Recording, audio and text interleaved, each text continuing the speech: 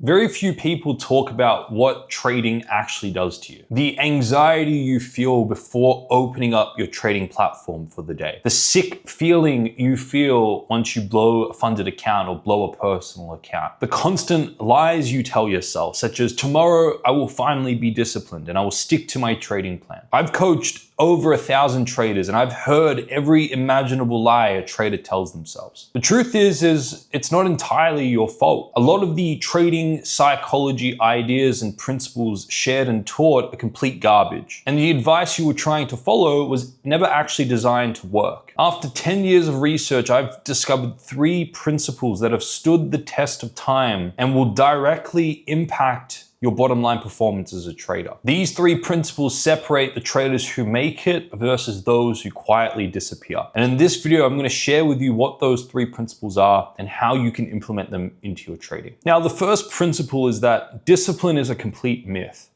How many times have you heard your trading coach say to you that you just have to be more disciplined? You just have to stick to your trading plan. How many times have you promised yourself you're going to come back the next trading day and stick to your trading plan? You see, the issue isn't the awareness of that you have to stick to your trading plan. If that was the case, it would be an easy fix.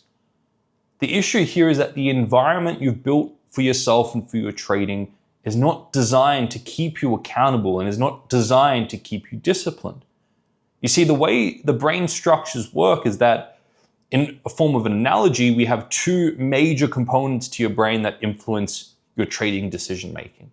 You've got what is referred to as the prefrontal cortex, which is the more executive part of your brain. This is the part of your brain that's responsible for strategic planning and decision making.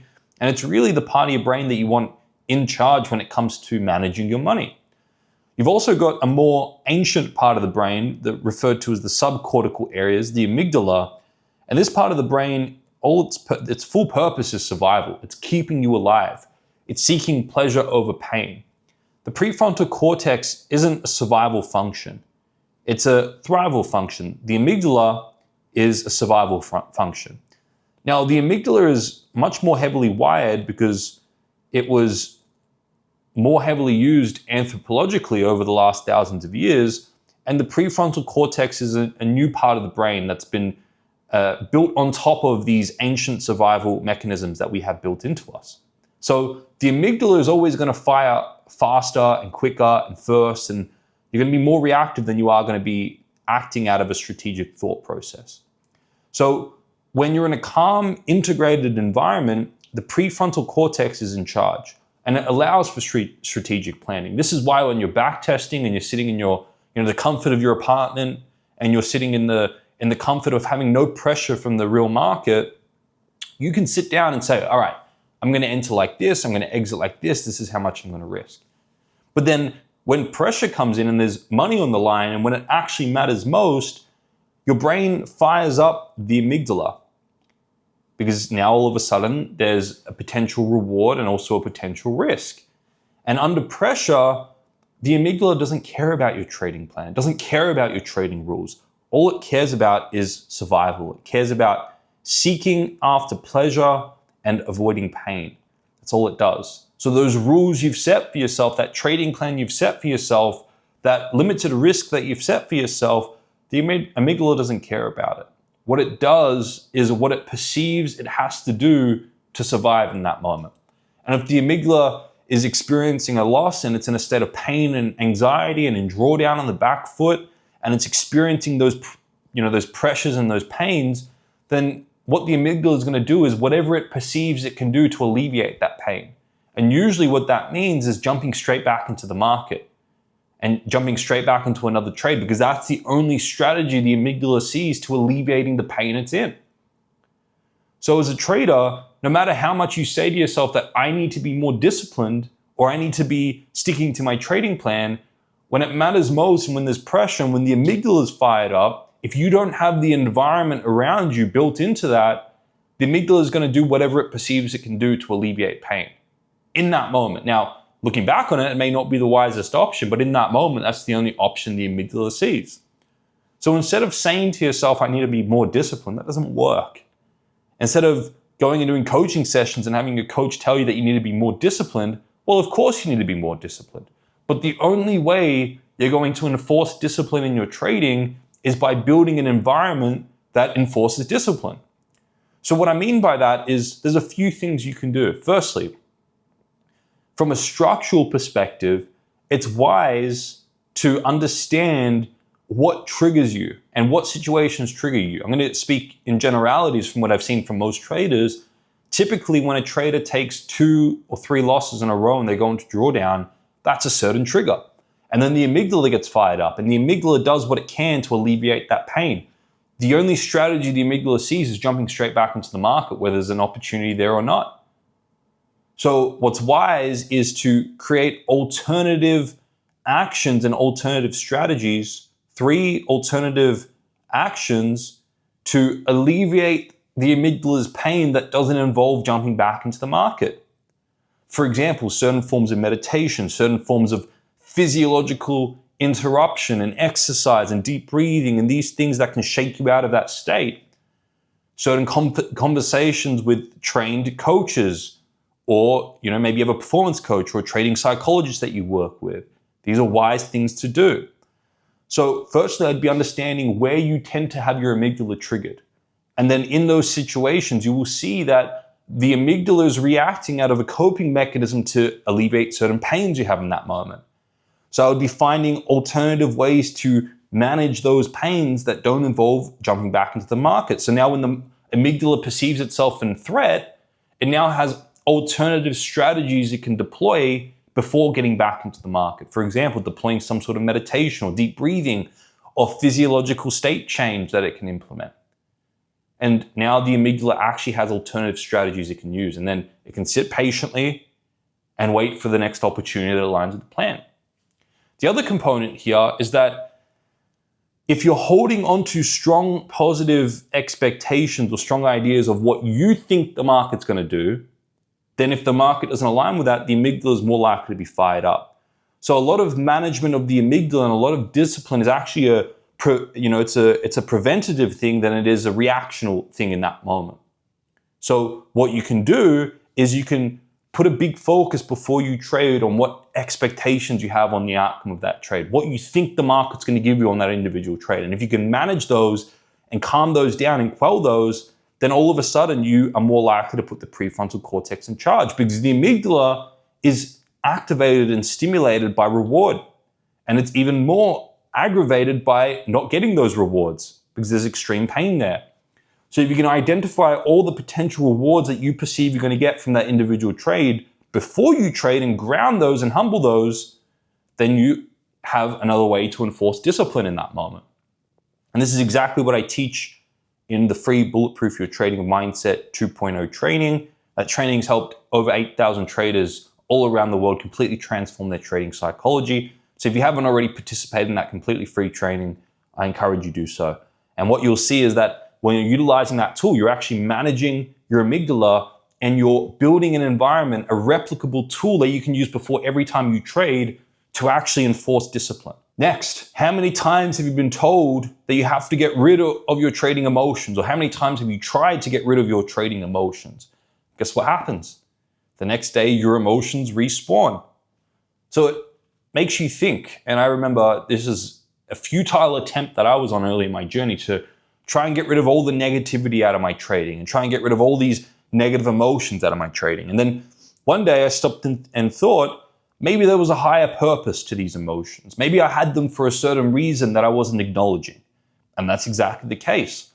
All our negative emotions are guiding us to where we're holding on to unrealistic fantasies.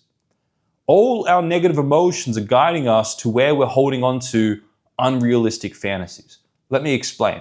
There's a philosophical concept of rhythm and polarity. And what it states is that swing to the right is counterbalanced by the swing to the left. If we're going into each individual trade expecting a positive outcome on that trade, and we really are desiring a positive outcome, we all of a sudden simultaneously birth a fear of losing that or a fear of missing out on that, and a fear and a nightmare of getting the opposite, which is the loss. The moment we're desiring a positive win, we create a fear of missing out on that, a fear of losing that, and also a fear of gaining the opposite, which is a loss, a painful loss. These are contrast laws in the psychology that you cannot escape. In fact, the only reason we're seeking the pleasure is because we're trying to run away from the pain. So these are simultaneous things. The only reason we're experiencing pain is because it doesn't match the positive fantasy or the positive pleasurable outcome that we're expecting. You can't have fear without simultaneously holding on to a greed of what you wished in that moment. You can't have a greed without simultaneously holding on to a nightmare of its exact opposite. So whenever we're experiencing negative emotions in our trading, it's an indication as to where we were holding on to an unrealistic, one-sided, all positive, fantastical idea of a certain outcome. The times we have negative emotions after we experience a loss, you will find if you go back to that moment when you're experiencing a painful, depressing, negative emotion, it was the moment simultaneously we were holding on to a positive outcome of what we wished we had.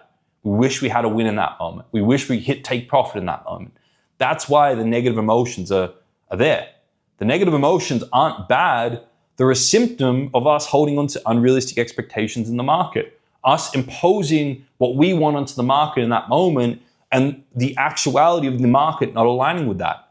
So the negative emotions are guiding us as to where we're holding on to unrealistic, one-sided, all positive expectations in the market. And the negative emotions are painful to burn us out from holding on to those positive expectations.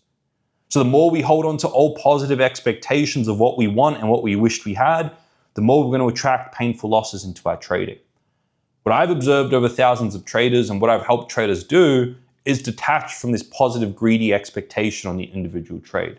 And when they truly do that, because they can now find the drawbacks to positive, so-called positive wins, and how it makes them complacent, how it makes them mitigate and minimize risk in the market, how it makes them take shitty, low-quality setups, how it makes them all puffed up and not as attentive to their close personal relationships, how it exaggerates their own abilities, and it makes them do silly things in their trading.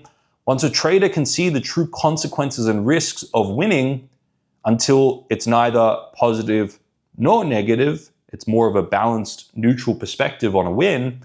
And when a trader can see the benefits of losing, how it holds them accountable, how it shakes them out of a fantasy, it makes them aware of the real risks in the market, it grounds them, it makes them more teachable, it helps them stick to their trading plan more, and they can see the benefits of losing, not until losing is good, but also not so losing is bad until it's more of a balanced, neutral event. Then all of a sudden, traders go into trades with realistic expectations of this individual outcome could be either a win or a loss. I don't know. I don't have any control over what the market's going to do on this individual trade. But what I'm doing is I'm sticking to my trading plan, my process, what I know my edge is over a large sample space, and this allows them to take trades that align with their plan irrespective of what the outcome is, and they're no longer pained by losses because they're no longer addicted to wins, and now they can just approximate their edge over a large sample space. That's where traders build consistent profitability. And what's interesting is their most painful emotions are guiding them to where they're holding one-sided, unrealistic expectations and burning them out from holding on to those one-sided, unrealistic expectations so they can give into their edge and approximate consistent profitability over a long period of time. Your negative emotions aren't bad. They're guiding you to holding on to realistic expectations, and they're helping you have consistent profitability if interpreted correctly. Now, although 99% of traders seek after winning profitable days, your winning profitable days are your most dangerous days. Because what happens through a self-licensing moral effect in social psychology is that whenever you do something that you're proud of, like having a positive winning trading day, you then give yourself permission to do something you're ashamed of. The best analogy for this is when you're dieting or when you're following a gym protocol.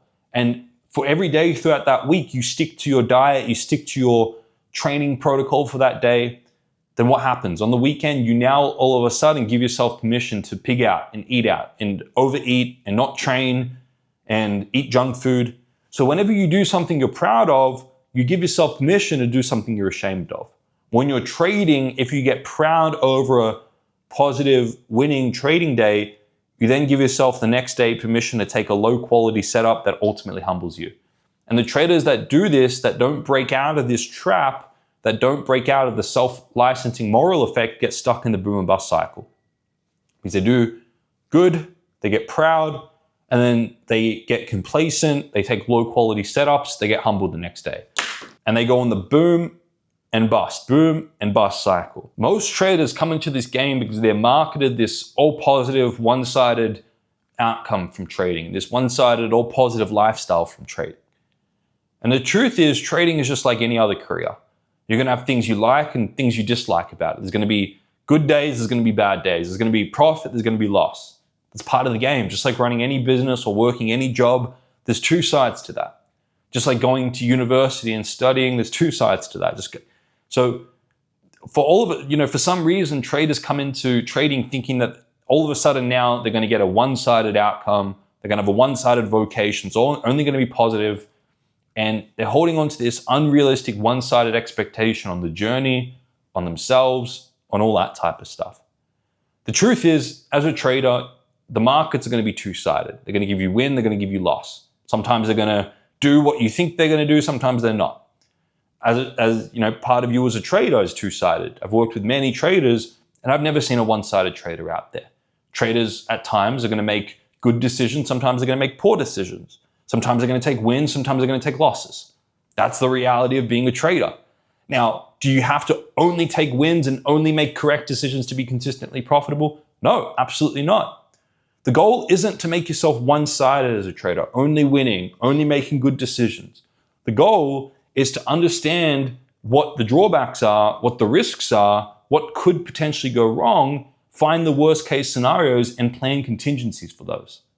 And if you have good processes, a good strategy, if you have a good mindset, and you've integrated the principles I've shared here, and you dial in your risk management, what you're doing is you're proactively aware that certain things aren't gonna go in your favor. Certain things aren't gonna go as what you expect and as what you fantasize about. But understanding that even though they don't have to, you have this risk management protocol in place. You've got these fail-safes in place. You've got these contingencies in place. And that's what allows you to embrace both sides of the journey and ride that oscillation, ride that wave, but still have consistent profitability in the long run. And really what you're trying to do is you're trying to minimize the peaks and troughs. The more proud you get over winning, the more ashamed you're going to be over losing. The more you're going to spiral and oscillate.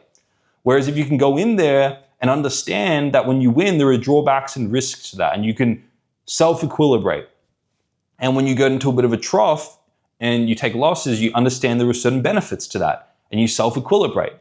I know many very experienced traders who enjoy the experience of a loss because it kind of wakes them up and makes them realize the importance of their trading plan and the risks in the market. And they're not always fond of wins because they know they can get complacent after wins. So great traders are wise in the fact that they can see both sides of wins and both sides of losses, and they can self-equilibrate. And when they balance the mind, they're more likely to stick to their process, and they're more likely to approximate their true return, which is the mean. The mean is the center point between the peaks and the troughs. And this is your true return over a large sample space, but when you're really zoomed in, the peaks feel good. And because the peaks feel good when you're really zoomed in, then the troughs feel really bad when you're really zoomed in. But when you broaden your perspective and you focus on the true return, the mean, and you self-equilibrate after peaks and troughs, then you give yourself permission to embrace both sides of the journey, both sides of yourself, and have consistent profitability over a large sample space because you're just sticking to your trading plan. You're sticking to your trading edge. Now, traders, if you found this useful, make sure you go ahead and like and subscribe. And check out the Bulletproof Your Trading Mindset 2.0 training in the description in the first comment. It's a complete game changer and it'll help you bulletproof your trading mindset so you can stick to your plan and you can manage the emotional states you're experiencing as a trader. Thank you for watching to the end, and I'll see you all in the next video.